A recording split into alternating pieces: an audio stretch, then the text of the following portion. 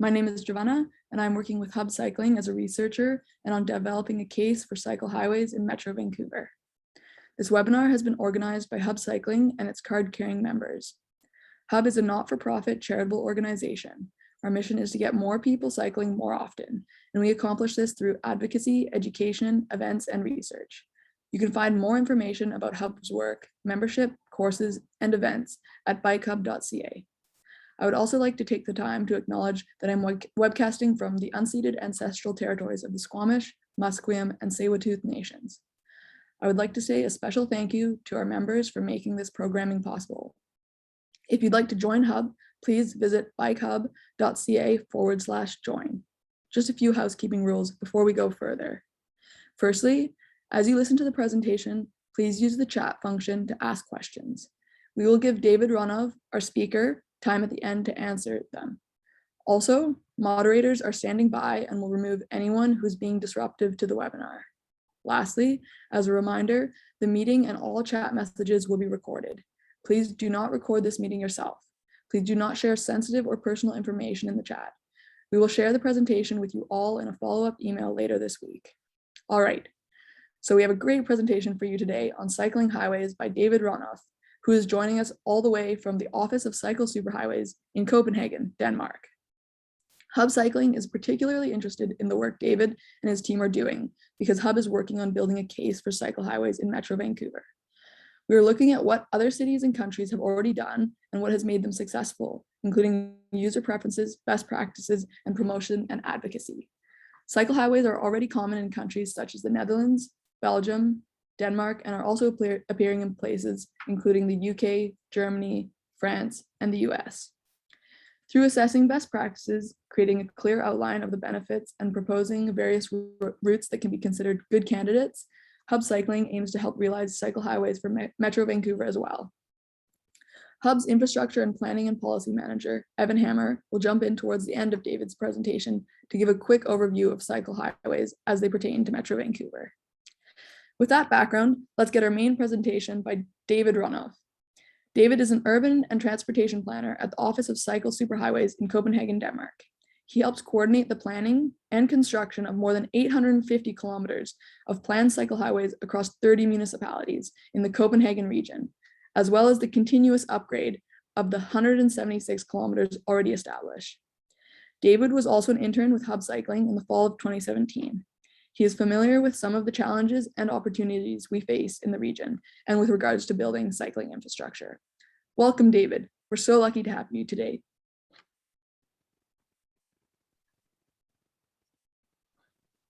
Thank you so much, Giovanna.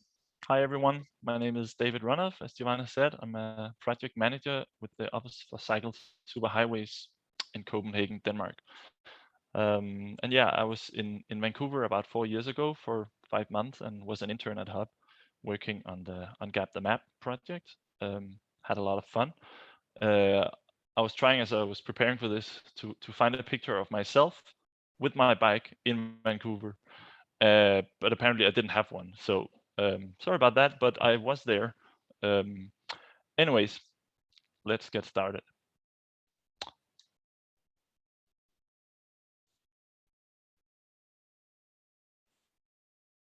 So this is where I am, Copenhagen, in the capital region of Denmark. Here we're building a network of cycle superhighways, as we call them. This is like a map of my region, and it's a heat map that shows the S's are all the train stations, transit stations, whatever, and shows the concentration of residential areas, places of work, and educational institutions.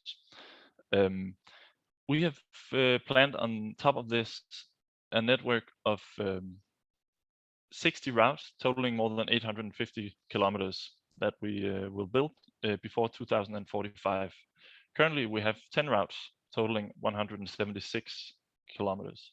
And those are the dark orange lines, the ones that we have built so far. And the yellow ones are the ones we're currently building. And the gray ones are the ones that we are planning to build. So hopefully in about 25, 24 years time, we'll have this network. So how large is this area that we cover here? I assume most of you probably don't know the geography of Denmark that well.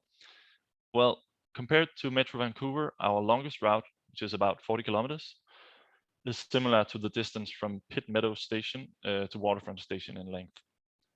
So that's kind of the longest route we have, and that's what we're looking at.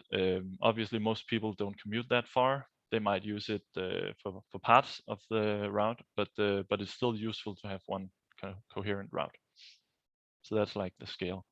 When we work at implementing this regional network of cycle superhighways, we, in my office, organize our work into 5 different pillars. Those are routes, knowledge, communication, innovation, and organization. Since I have a little limited time today, I'll only take you through 3 of them. That's routes, organization, and knowledge. And you'll have to hear the rest of the story another day. But I'll start with what it's all really about, the routes. And I'll start with the most common question. What is a cycle superhighway? Well, to answer that question, I'll tell you what our primary inspiration is, this sign. And I don't know if you know what this means. At least in Europe, everyone knows what it is. And what we've learned from this presentation is that a lot of people outside Europe, Japan, the US, even Uzbekistan know what it means. It means a highway or a motorway where I'm from. But a highway, and that's what's so inspiring about this this sign and the infrastructure that it represents, that everyone knows what it is. They know what to expect, what infrastructure to expect when they see this sign. Another thing about it is that it's so extremely easy to navigate on. It's really hard to get lost. And if you do feel a little lost, you have so many things that can help you, like intelligent signs showing you how much travel time to a certain destination. You have traffic radio, and you can even have like GPS devices that will tell you exactly where you are, where you're going, and how you have to get there. When you're on a bike, the story can be a bit different. The infrastructure is not as self-explanatory, and there are not that many things that sort of help you. This is especially true if you cross municipal borders. At least that's the situation in Copenhagen and Denmark, and I think it's the same in Vancouver. I do recall so. So that's in a nutshell why we want to build cycle superhighways. We want to make coherent routes that are recognizable, where you can cycle all the way from A to B, including across municipal borders. We strive to put rainbows at the end of every cycle superhighway, and we do succeed occasionally, but not every time. So you know the logo on the right. The 2 in the middle are for the commuter train network and the metro in Copenhagen, respectively. Our logo is the orange sea on a white sea on an orange background, the one on the left. And we want that logo to be for bikes what the 2 in the middle are for public transport, and what the highway shield is for motorists. That's one of our ambitions. So we see cycle superhighways as the 3rd pillar in regional transport planning. The difference is that for highways, you have a national arm of government taking care of that, and for public transport, you also have nationally or regionally anchored institutions that are not going anywhere and will take care of these modes now and in the foreseeable future. Whereas we are a municipal project currently funded 4 years at a time. So our future is not really that certain. Also, while roads and railways can sort of push their way through the landscape, pushing aside buildings, fields, whatever is in their way, when we build cycle superhighways, we work more as if we were building a puzzle with lots of different pieces. So what we do is we look at what's out there of existing infrastructure, and in Copenhagen and Denmark, there's quite a bit of bicycle infrastructure by now, but it's all often fragmented and disconnected. So we add some of those missing links in the form of new infrastructure and other upgrades.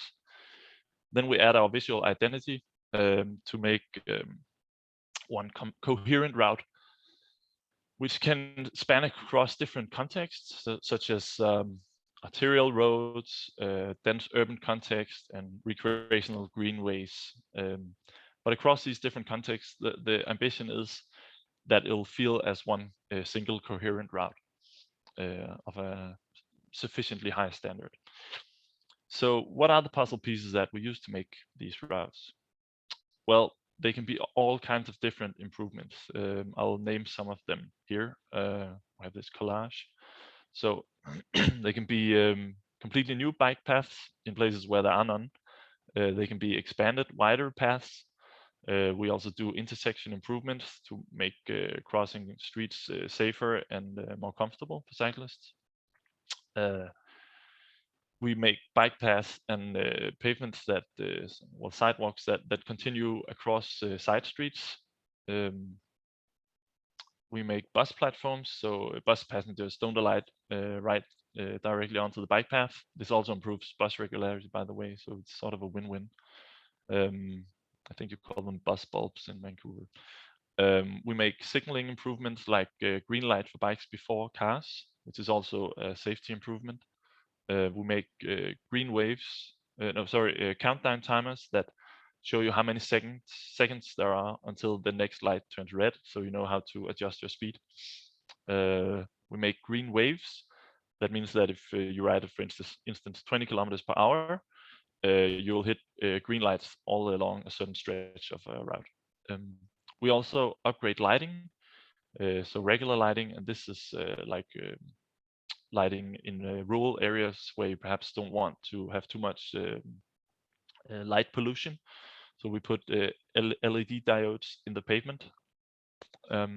We also upgrade lighting in tunnels such as this, improving safety and like a feeling of security. We do like traditional bike route signage like this, shows each route has a number that we show, the name of the route, and the distance to the destination. We also do these pavement markings with our logo that sort of show cyclists in a simple way that they're still, or that they are on a cycle superhighway and that they're on the right track. It's also actually more in the field of vision of cyclists, at least if you lean forward, than regular signs are. Then we have some things that sort of could be considered icing on the cake. For instance, these, we call them bike barometers. They count cyclists that pass through. This one also shows the current temperature. And they count the cyclists for two purposes. One is that they give us knowledge and data, but it also communicates to cyclists that they're being counted and that they count. So this is sort of an important measure. We also put up footrests at the intersections. This is actually a really popular measure with our commuters, and it's really cheap. So it's a pretty cool thing to do. And sometimes we put up these sort of bike repair stations. Yeah. So these are some of the things like physical infrastructure improvements that we do. But the puzzle pieces are not just about construction. It's also about uniform high levels of maintenance, snow clearing, etc. Also across municipal borders, because sometimes you can really see when you reach the border to the next municipality and the snow just starts there. Who knows? Maybe global warming has taken care of this for us. We haven't seen snow for a couple of years here, but used to be there.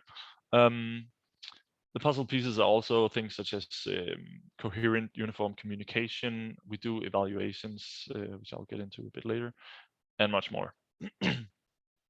But all this standardization and coherence across jurisdictions requires collaboration, which leads me to the next question in line, which is how we organize this regional bike planning. So let's jump right on to organization. When we make Cycle Superhighways, it's done in a collaboration with 30 municipalities and a region. So that's a lot of different players in one project. And well, if all these coats of arms makes you think of some kind of medieval drama, it's really not too far off. There's so many different interests. Some municipalities have a lot of money. Some don't have that much. Some are better friends with each other than others are. The biggest difference probably is that there's a lot less violence and sex involved in regional bike planning. But why does it take so many actors? Well, the reason in our context is that there's no road authority on the regional level in Denmark. This means that bike infrastructure is mainly a municipal responsibility. So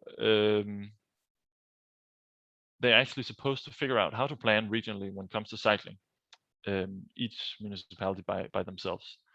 The problem with that is that most municipalities don't have much more than one person working with bike planning, and often that person also has 1,000 other tasks to deal with. So Cycle Superhighways are even on the top 10 list of priorities. We consider that a success. So they have all these different tasks that they have to take care of, and so the region supports our office, the Office for Cycle Superhighways, by financing most of it, to make sure that we have a common strategy and concept and so on. So that's here on the right. That's what we in the office offer our municipal members, what we sort of do for them. Yeah, that was a really quick tour through our organization. There's a lot more to it, but is it all worth it? Well, we evaluate our routes quite thoroughly, and we do both pre and post evaluations. So we evaluate a route before we open it, so sort of a before measurement, and then 1 year after it's been opened, we do the same measurements again. And on the 8 routes we have evaluated so far, we see an increase in bicycle traffic of 23%. So that's an average across the network of 8 routes. Now we have 10, but the 2 of them were opened within the last year, so we haven't evaluated them yet. So this increase differs, of course, by route. So it goes from 2% up to 68% increased bike traffic. But as you can see, all routes have had an increase. So 23% more cyclists on average. And of those 23% new cyclists, 14% used to travel by car. So we've had a bit of a modal shift actually by building these 8 routes. But still, 14% out of 23% more cyclists. It may not actually be that much. Isn't it just a drop in the ocean? Does it really change anything? Those are valid questions. Well, our average trip length one way is 11 kilometers. So people commute on the Cycle Superhighways 11 kilometers to work, 11 kilometers back. This is also an average, so the span is from 6.4 kilometers on the shortest route to 14.7 on the one that has the longest average trip length. So for comparison, the commuter train network, the S trains in Copenhagen and suburbs, has an average trip length of 12 kilometers. And in fact, when we look at the capital region, we can see that 55% of citizens in employment have 10 kilometers or less to work. So there's a huge potential there. So the cycle superhighways are both quite competitive when it comes to the distances traveled, and we have a lot of potential to get even more people on the bike seat and get them riding. These statistics about how many people have 10 kilometers or less, they're, at least in Denmark, they're readily available from the National Statistics Bureau, and I assume that something similar is available for BC or for Canada. And it often surprises people because a lot of traffic planners, politicians, people alike think, well, people commute so long that it's impossible to bike. People might commute like 50, 100 kilometers each way. And sure, there are some people that do that. And as you see, like 45% commute 10 kilometers or more. So there's a lot of people who have long commutes, but there's also a lot of people who don't have long commutes. And often that percentage is much higher than the percentage of people currently commuting by bike. So there's often a lot of untapped potential there. And with the advent of e-bikes and faster e-bikes, what used to be unrealistic distances by bike is becoming more realistic. So we have plenty of people that commute 20 or 30 kilometers each way. as is evident when we have an average of 11 kilometers. Okay, enough about that. 11 kilometers is the average trip length. Of course, many traffic planners and traffic models will tell you that people will always choose the fastest transport mode. And maybe that was true at one point, but it's not what we're seeing on our network. So if you bike 11 kilometers, that's not the fastest way to travel 11 kilometers. If there's a train you can take, that'll be faster. If you have a car, unless traffic is completely insane, that'll also be faster.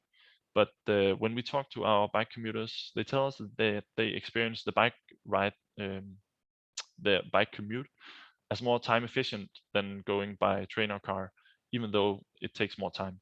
And that's because they perceive the ride time as efficient because it combines transport with daily exercise and fresh air.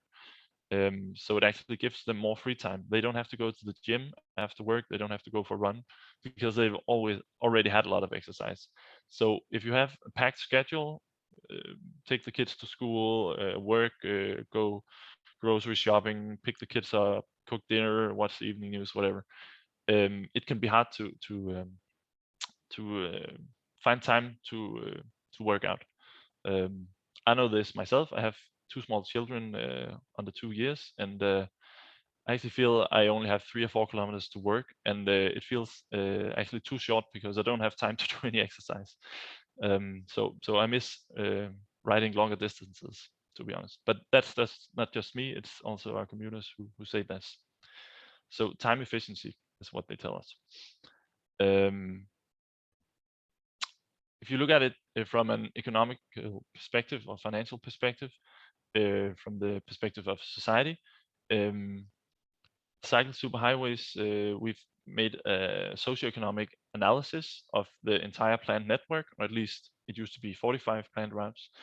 And this analysis show that it's hugely beneficial. By investing in this total network of 45 routes, the Cycle Superhighways are estimated to give a socioeconomic surplus of 765 million euros.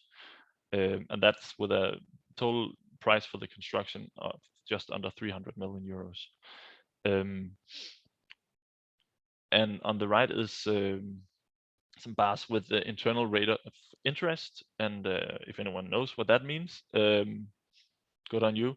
Anyways, our internal rate of interest is 11%, which is really high. The other bars, the black bars, are various big infrastructure projects in Denmark. There's new subway line, a couple of highways, a tunnel to Germany, and the high-speed railway. They all score less.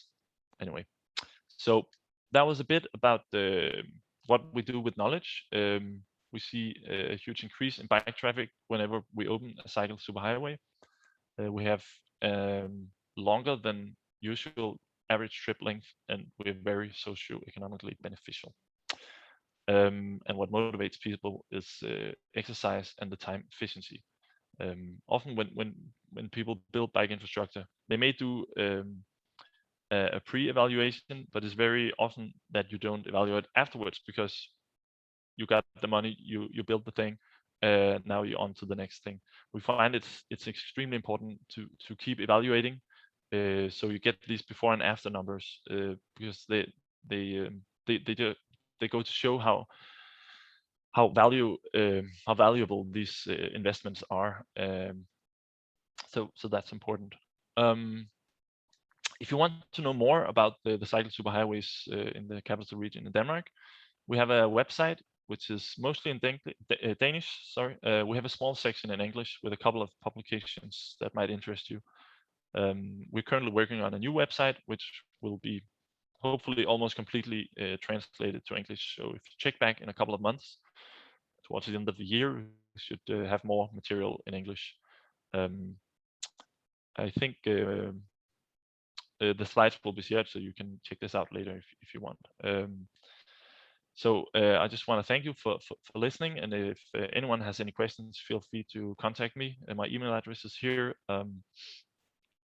I also have a LinkedIn, and we have various social media accounts. But that's it for me now. There'll be a Q&A a bit later, but for now, I'll leave the stage to Evan Hammer from Hub Cycling, who will talk a bit about the potential for cycle highways in Vancouver. Over to you, Evan. Thanks so much, David. It's really exciting to There's a hear bit all of the feedback, Evan. Yeah, we're having a bit of feedback on our end. I think we've It's better now. taken care of that. So it's really inspiring to hear all the work that Copenhagen and Denmark are doing to encourage more cycling in general and long distance cycling in particular. Here in Metro Vancouver, we have 4,600 kilometers of bikeways, 46% of which are rated as comfortable for most, as identified in the State of Cycling report by Hub Cycling and TransLink. But despite the total distance of bikeways, we don't have any identified cycle highways. So Hub Cycling is working on an exciting project to examine the potential for cycle highway routes across Metro Vancouver. So in the region, there's a number of longer distance routes that connect multiple municipalities and key destinations that could be upgraded to become cycle highways. So for example, the BC Parkway, which is 25 kilometers long and it joins the communities of Surrey, New West, Burnaby, and Vancouver, connects with a number of SkyTrain stations along the Expo line and links a number of key destinations, including Surrey City Centre, the New West Quay, and Metrotown Regional Centre. And the Central Valley Greenway spans 24 kilometers in the communities of New West, Burnaby, and Vancouver, running parallel to the Millennium Line for a large portion of it and connecting downtown New West to the Lougheed and Brentwood town centers, as well as downtown Vancouver. And then stretching between SFU on Burnaby Mountain and downtown Vancouver, the Francis Union and Union Adanac Bikeway links the neighborhoods of North Burnaby with Vancouver and the downtown peninsula and includes commercial centers in Burnaby Heights, the East Village, and Strathcona, and destinations like the P&E. On the Vancouver side, the Union Adanac Bikeway is one of the city's busiest. So those are a few of the existing routes that could be upgraded to become long distance cycle highways or super cycle highways. There's also potential corridors. So a route from along or near the Lougheed Highway that could link Coquitlam, Port Coquitlam, Pitt Meadows, and Maple Ridge, or additionally one along the Westminster Highway corridor connecting Richmond Centre to the BC Parkway. I also love David's idea of something from Maple Ridge all the way into downtown Vancouver. That would be fantastic. So Hub Cycling's Cycle Highway project is looking at the possibility of these and other routes as cycle highways using criteria drawn from jurisdictions with established cycle highway networks, including Copenhagen. And we're also looking at the benefits of cycle highways, including the potential to tap into the growing e-bike and micromobility movement. Cyclotourism is another huge benefit. For example, in Oregon, cycling for recreation is estimated to add 1.5 billion to the economy per year. Our project will consider the demand potential for cycle highways and key learnings from other jurisdictions that develop cycle highway networks. Stay tuned for more information about the project. Well, back over to you, Giovanna.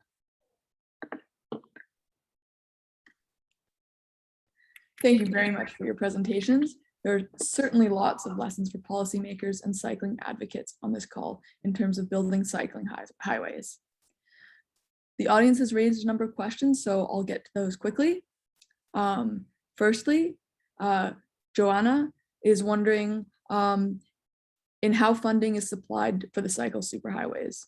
What's the breakdown of how funding is supplied from municipality, region, and the country? And how does the region and country decide which routes to fund? Is it a competitive process? I'll pass that over to you, David. Yes, thank you. I'm just going to share my screen again. I have a slide about that actually. Yep. Okay, so the two parts of that. One is the funding of my office. We're 5 employees. The Cycle Highway Collaboration, or the Office for Cycle Superhighways, that's our office. That's 70% is funded by the capital region. That's about 600,000 Canadian dollars per year. And then the remaining 30% is funded by the 30 municipalities, which is just under 300,000 Canadian dollars per year. And it's divided between the 30 municipalities per inhabitant. So the city of Copenhagen, which is in here, central city, pays the most, and it's about 15 cents per inhabitant. So that's the office, like my salary basically. and my colleagues. And then there's the actual infrastructure, the cycle highways. So far, $78 million has been spent on that. And it's in principle, it's the road authority that has to pay for it. And since we're mostly on municipal roads, it's the municipality's responsibility to do that. However, none of our routes have been realized without a government funding. So they'll have like a bike fund every now and then, and municipalities can apply to that, and they'll get somewhere between 40 to 50% support. So when it comes to the infrastructure, the national government has paid $35 million, and the municipalities have paid $43 million in total. I think I have one more. Yeah. So altogether, if you combine the money spent on my office and the money spent on infrastructure, the region, Capital Region, has paid 6%. The state has provided 39%, and the municipalities the rest, just over half. So what's interesting here is that this is a pretty small fraction, but we hear all the time from the municipalities that none of this would have happened if there hadn't been an office that concentrated on this and on coordinating it. Not to sort of blow my own horn, because most of this was done before I started working there, but it's really important to have someone who can organize and coordinate and move the agenda forward, because if it has to rest with the municipal planners who have so much else to do, it's probably not going to happen. So someone has to take this lead. Yeah, and that's the cheap part. So I think, yeah, that's it for that question. I hope that was an answer to that. Yeah, great answer, David. So things are broken up throughout each of the levels of government pretty nicely. Another question from Gavin. He's wondering, how are routes prioritized for implementation? Well, that's a good question. So we have, maybe you remember the map with all of our routes, called that our vision plan. And so that started with all the traffic engineers from all the municipalities sitting down and just putting all the routes that they wanted in their own municipality on a map. And the result was just cycle superhighways everywhere. Everyone wanted it all over the place. And then we thought, okay, we have to figure out which ones are most important. And so we had this activity map made, the red heat map that sort of showed where the attractions were, so to speak, the best destinations. And then finally this prioritized map was agreed upon. But this doesn't include any funding or anything, and it goes to 2045. So it's a really easy thing to do for politicians to pass this. And so they're in this vision plan, and now we have to realize them. And that takes it happens when all the municipalities along a route are at the same time interested in building this route. Then we start looking at, okay, how do we do it? We go on bike rides, we look at the infrastructure that's out there, and we agree upon what has to be done. And then yeah, we start work.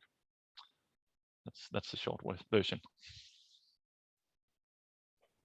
Right. So based off the vision plan, that kind of sets the skeleton for that. Yeah, that's our constitution, if you want.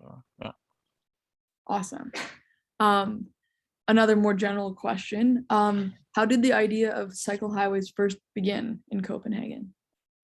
Yeah, good question. Well, it started back, I think, in 2007. The city of Copenhagen, which is just really the urban core of the region, pretty small in area, it set a goal that people commuting to work or education in Copenhagen, 50% of those trips should be by bike. And at that time, I think it was around 35% maybe. And so they set that goal, and within a couple of years, they realized that the problem, if you want, like weren't really Copenhageners, people who lived in Copenhagen, because they would in general, just they would already ride their bikes. So the problem was people commuting in from other municipalities, and also Copenhageners commuting out to other municipalities. So it was clear that like they needed to talk to the surrounding suburban municipalities. And they did that in the beginning. Was 16 municipalities that agreed to do this. They had hired a consultancy to do analysis, and they figured out which routes were the first ones. And in the beginning, they were all sort of radial routes going to the city center. Now, in the central part of the region, it's more like a grid network, really, that goes to the crisscross. So they did that, and then in 2009, my office was founded.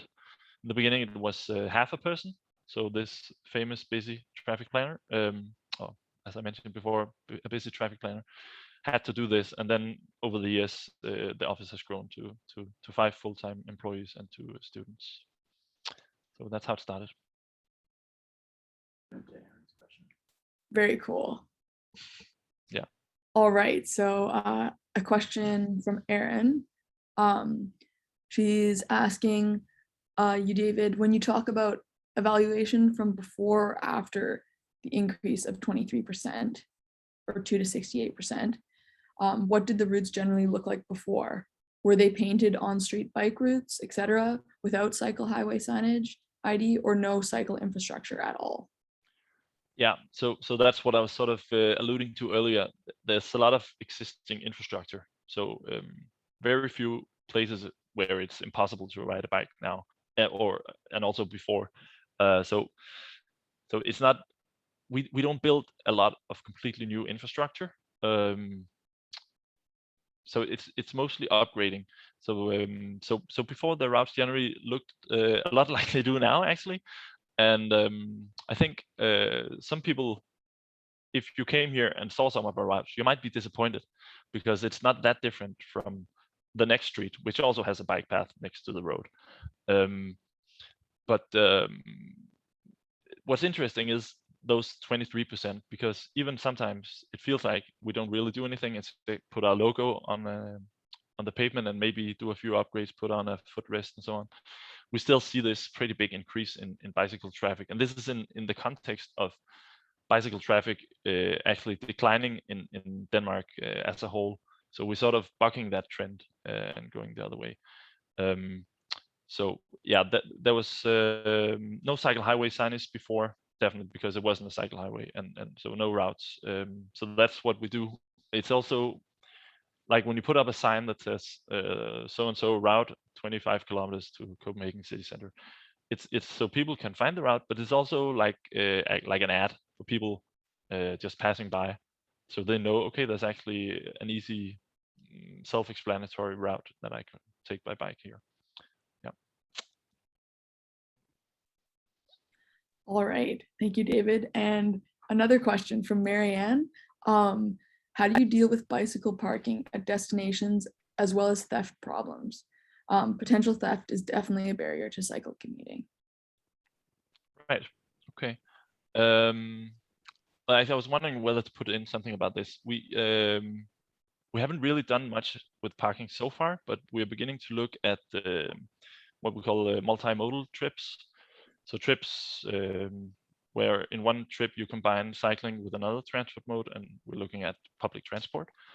So we're working on a concept to upgrade the experience of combining these 2 transport modes. So basically setting standards for bike parking at the transit stations, so big bus stops and rail stations. And those standards are going to include covered parking, secured parking, where you can probably lock your bike to something somehow. Okay, yeah. And perhaps something for e-bikes to recharge them and so on. And it also sets standards for how easy access there should be from bike parking to platform. So we haven't really looked at the parking at just general destinations, because mostly it's on private property if it's a workplace. But we do encourage and we also lobby for employers to upgrade the facilities for people cycling to work. So to have secure bike parking, to have showers and lockers and so on. Yeah, but I think in general, bike parking in Denmark has been a bit neglected. If you want to see first-rate bike parking, you should look to the Netherlands, I think, and in some respects also to Germany. Like there's a culture in Denmark of just throwing your bike against the wall when you reach your destination. And bike theft is definitely a problem here, but it's not that bad, I'd say. I think because there's so many bikes, so you have safety in numbers, so to speak, unless you have a really fancy bike. Yeah, that was sort of a non-answer, but I hope that suffices. No, definitely. So the bike parking is a bit outside of the realm of the route planning. Yeah, but we're trying to integrate it more into our realm. Yeah. Speaking of e-bikes, though, we have a question from Kian, wondering whether the growth of electric bicycling has had any major impacts on superhighway use or planning. And for instance, conflict between the cyclists being at different speeds or the design for different speeds. Right. Hi, Kian. Also a great question. So in Denmark, and I think in the whole of the European Union, the regulation for e-bikes traditionally stipulates that they can only assist you until 27 kilometers per hour. So that's the max, whereas in Canada it's 32 kilometers per hour. But 27 kilometers is the limit for regular e-bikes. Then there's come a new generation of e-bikes, which technically has been classified as mopeds or scooters or whatever. But now we have this temporary regulation in Denmark that allows them to ride as bikes, and they can provide electric assist up to 45 kilometers per hour, which is really fast for most people. 45 kilometers per hour. So e-bikes in general, I'd say in Denmark has gone from being sort of looked down upon as something for elderly people or people who are really unfit to now being recognized as something that can really do modal shift, really entice people away from the cars and onto the bike path. So as part of our evaluations, we do surveys. We stop people at intersections on the routes, and we get their email address and we send them a survey. We do that with all our routes, and we ask people what kind of bike they ride on. So on some routes we see 11% e-bikes. That was about a year ago, and at that point I think there was 1% speed pedelecs, which is these faster class of e-bikes. So the 45 kilometer hour e-bike, which is called speed pedelecs in Europe, has raised a lot of concerns among all kinds of politicians and people. Like people think they'll make the bike paths unsafe because of this difference in speed. But there are so far pretty few of them in Denmark, so it's not really something that has been done many statistics on. But we did an analysis of our route network of the 8 routes to see which parts of the network would be fit for riding 45 kilometers per hour. And that was, I think, 8%, like a really small proportion. And it wasn't like one stretch, it was spread out, so not really connected. And there was another maybe 20% that could be made fit by upgrading it. And then the rest would never be fit for riding that fast. But the thing I think to keep in mind is that like people never discuss, how do you fit a car that can drive 200 kilometers per hour? How do you fit that in a city? Like you just drive slower. It's not that hard. And I think that's the same with the e-bikes. Of course, people have a responsibility to sort of adjust their speed to the environments and the context. And like I think most people do that, and it's not going to be an issue. That's my opinion. Right. So I guess in Denmark, generally, you see that people are fitting their e-bikes into the space and the infrastructure that exists largely. Yeah. And I see huge potential in regular e-bikes and the speed pedelecs as well, because yeah, we see people going like 30 kilometers back and forth to work every day on e-bikes. So that's very encouraging. All right. And another question from Robert. MOTI and railway companies are major obstacles and resistance to developing and expanding the cycling infrastructure. Is wondering, how do you overcome them? So this is the railway company, Ministry of Transportation in BC. Yeah. So I don't know why the railway company is against it, but can you enlighten me quickly on why that would be? Does anyone know? Well, just okay, so question, I guess these. Okay. Yeah. So obviously the context is different everywhere, and we have different issues. But as for the MOTI in BC and our ministry in Denmark, they are also very backwards. I would say. I mean, the like progress is being made by the municipalities. They're the one pushing the agenda. Actually, right now, our transport minister uses the hashtag bicycle minister. So he's sort of promising a lot. Has not really delivered yet. 2 years into his term, but how do you overcome that? I don't know. Make people vote for better parties, I guess. So, well, I think unfortunately, you have to be patient and sort of just do small improvements at a time. And I mean, you've come really far in Vancouver from what I saw, probably the best or one of the top 3 cycling cities in North America.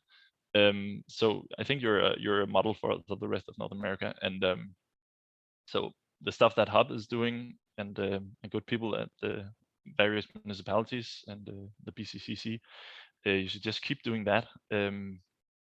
Yeah, and come to Europe and see what we've done in Copenhagen and get inspired. Go back and build that. All right, cool. We have another question regarding the Danish experience. Robin's wondering, is there a suggestion that an inexperienced cyclist who wouldn't cyclist a short direct commute if it was unsafe, would they happily cycle further, even if on an indirect route, if it felt safe, well lit, and upgraded? Okay, that's a good question.